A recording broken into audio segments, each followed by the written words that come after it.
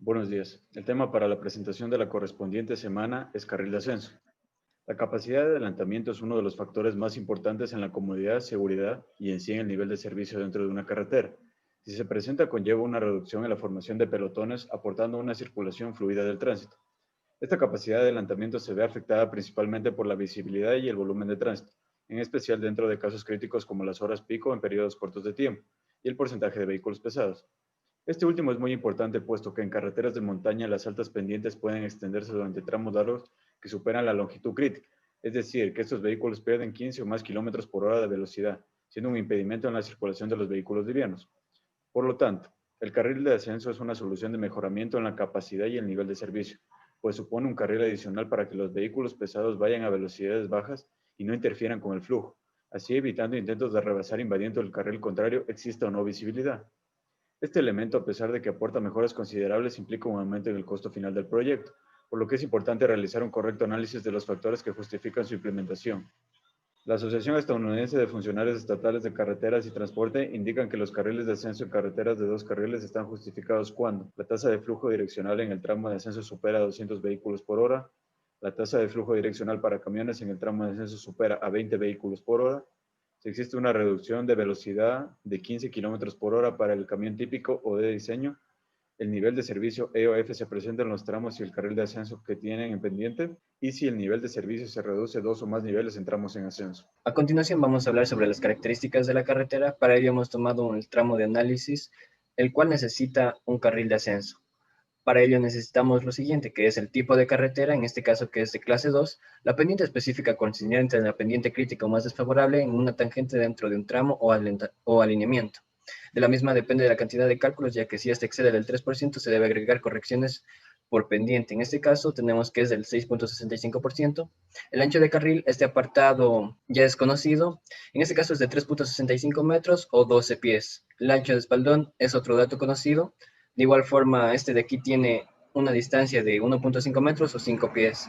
Porcentajes de zonas de no adelantamiento. Aquí nos referimos a la porción del tramo en el que no se puede rebasar esencialmente por cuestiones de visibilidad. Esto se lo realizará con la ayuda del software Civil 3D, el cual nos ayudará a determinar las veces que el conductor tiene una buena visibilidad para realizar la maniobra de adelantamiento a lo largo del tramo, todo gracias al siguiente proceso. Ya estando en el programa de Civil 3D, abrimos nuestro proyecto y en nuestro alineamiento vertical lo seleccionamos y nos vamos a la opción de visibilidad. En esta ventana, en esta primera ventana, tenemos que editar como primordial, de forma primordial, el intervalo de comprobación, que este va a ser cada cuánto va a ser el análisis y desde dónde va a empezar y hasta dónde va a terminar. El siguiente apartado de visibilidad. Para este primer parámetro tenemos la visibilidad mínima, donde en su libro James Cárdenas nos proporciona una tabla que en función de la velocidad, que en este caso de nuestro proyecto es de 60 kilómetros, nos dice que la visibilidad mínima es de 410. De igual forma, la altura del ojo del conductor es de 1,35 metros como recomendación, y de igual forma la altura del objetivo es de 1,35. El siguiente apartado es el de resultados. Aquí lo único que tenemos que hacer es editar donde se va a guardar el archivo, donde va a estar el análisis. Y por último le damos a finalizar. Con esto ya tendríamos el archivo. Una vez ya generado el archivo de análisis del Civil 3D, nos vamos a Excel y en el apartado de datos nos vamos a cargar el archivo. A continuación nos mostrará una previsualización. Le damos a cargar. Y aquí tenemos una tabla donde nos proporciona los datos del análisis. En esta primera apartado tenemos los de ingreso y los acá mostrados serían los datos proporcionados por Civil 3D. Esta última columna nos proporciona el dato de del porcentaje de no adelantamiento. Para ello simplemente tenemos que utilizar la función contar y en este caso nos enfocaremos al apartado donde nos diga que sí, pues este será el que nos estará impidiendo que el vehículo pueda adelantar. Hecho lo mencionado anteriormente, tenemos que para nuestro tramo el porcentaje de no adelantamiento es del 31%. Número de accesos.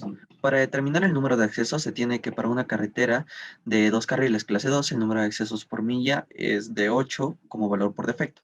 Volumen de tránsito. Este será el volumen desarrollado para un tiempo de 20 años, por lo que se determinó que sería de 285 vehículos por hora. PHF es el factor de hora pico. Este se determina según las características de generación de viajes localizados, el cual puede ser de 0,88. Longitud del tramo. Para determinar este valor se tomó en cuenta la mayor pendiente de toda la carretera y se determinó que el análisis se haría desde la abscisa 3700.59 a la 7259, con una longitud de 4,82 kilómetros o 3 millas. Distribución direccional. Se determinó que sería de 50-50.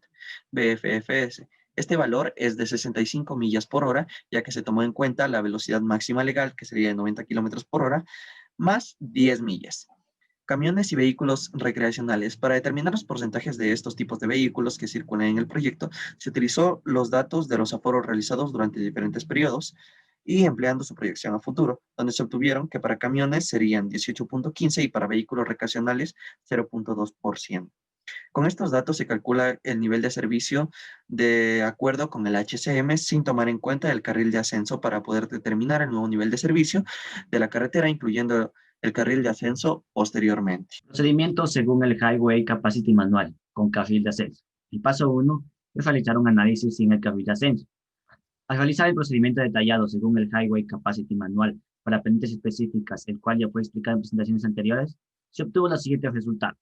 Tasa de flujo de demanda PTSF de 249, pendiente específica de 6,65% y PTSF de 48,97% para una distribución direccional de 50-50. Como segundo paso tenemos dividir el segmento en regiones.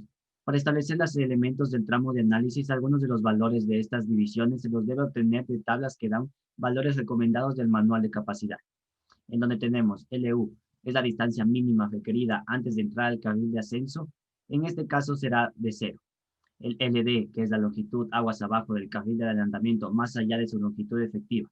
Estas distancias para el carril del carril de ascenso se consideran de 0. El LDE, que es la longitud de la calzada corriente abajo, afectada por carriles de ascenso, normalmente se establece un valor de 0, a menos que el carril de ascenso termine antes de la pendiente. Y el valor de LPL es la longitud del carril. Para asignar este valor se revisará el perfil de tramo analizado y la tabla de valores de la AASHTO. En la figura 328 permite conocer la longitud crítica en la que se desacelera en el avance en pendiente. Como tenemos una pendiente de 665, el camión de diseño reduce su velocidad en 15 km por hora cerca de una longitud crítica de 200 metros. Para la longitud de estabilización de velocidad en ascenso, se considera que a pesar de que se determina la longitud crítica, la velocidad sigue reduciéndose debido a que el tramo es de 4,82 kilómetros. Por ende, llega a perder 74 kilómetros por hora. Es decir, circularía a una velocidad constante de 36 kilómetros por hora, luego de 1,4 kilómetros, como se muestra en la siguiente figura. La velocidad constante es importante, puesto que permitirá conocer la longitud que necesita el camión para poder acelerar hasta llegar a una velocidad cercana a la inicial de 110 kilómetros por hora, y así incorporarse sin perjudicar el flujo. Como longitud de recuperación de la velocidad. Se recomienda una longitud mínima de 60 metros luego de la cresta. Sin embargo, según la figura de distancia de aceleración, la longitud para el camión típico aumente la velocidad hasta por lo menos 90 kilómetros por hora, se necesita de 550 metros de longitud, debido a que tras la cresta de la pendiente hay una pendiente de descenso de 3,73%.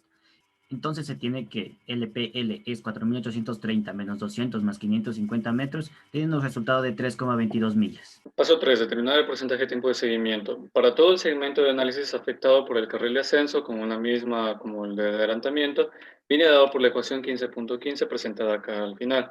Bien, de esta expresión la mayoría de los valores ya son conocidos, por lo que se debe determinar el restante, que es el factor de ajuste por el impacto de un carril de ascenso en el porcentaje de tiempo, lo cual se determina con la siguiente figura en la tabla, en la que tenemos un valor que se encuentra en flujo de 0 a 300, por lo que el porcentaje de tiempo de seguimiento el factor es de 0.2.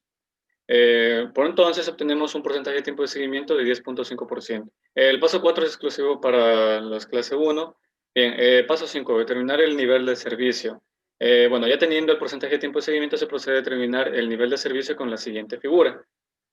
Con lo que obtenemos un nivel de servicio de tipo A, puesto que el nivel de servicio ha mejorado de tipo B, que es sin el carril, a un tipo de servicio tipo A que ya incluye el carril de ascenso. Y bien, como conclusiones tenemos que la inclusión de un carril de ascenso permitió mejorar el porcentaje de tiempo de seguimiento, por lo que el nivel de servicio de la carretera mejora en un rango ideal de A, e incluso considerando algo que no es muy frecuente. Además, hay que tener en cuenta que el volumen usado para el análisis con el valor estimado para el final de la vida útil del proyecto, por lo que la vía funcionará de manera ideal durante muchos años e inclusive cuando acabe el periodo por el cual fue diseñada. La inclusión y longitud del carril de ascenso dependen de diversos criterios, sean estos la velocidad, pendiente, camión de diseño, visibilidad y posibilidad de adelantamiento. Sin embargo, como recomendación se puede establecer la ubicación del carril tras la longitud crítica o antes, hasta sobrepasar la cresta con una longitud que permita recuperar la velocidad del flujo.